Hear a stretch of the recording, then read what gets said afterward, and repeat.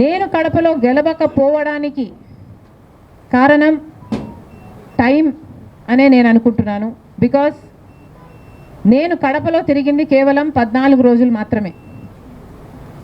14 రోజులు క్యాంపెయిన్ చేశాము. మిగతా టైం స్టేట్ వైడ్ క్యాంపెయిన్ చేశాము.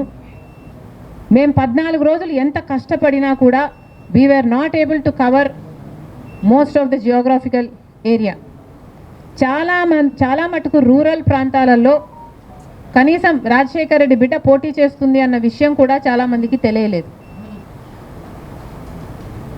మేము పోటీ చేసింది కూడా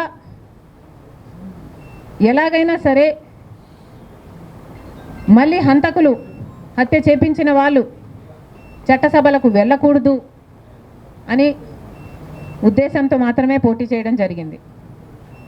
సరే, అది జరగకపోయి ఉండొచ్చు, కానీ ప్రజల కంటే పైనున్నది దేవుడు.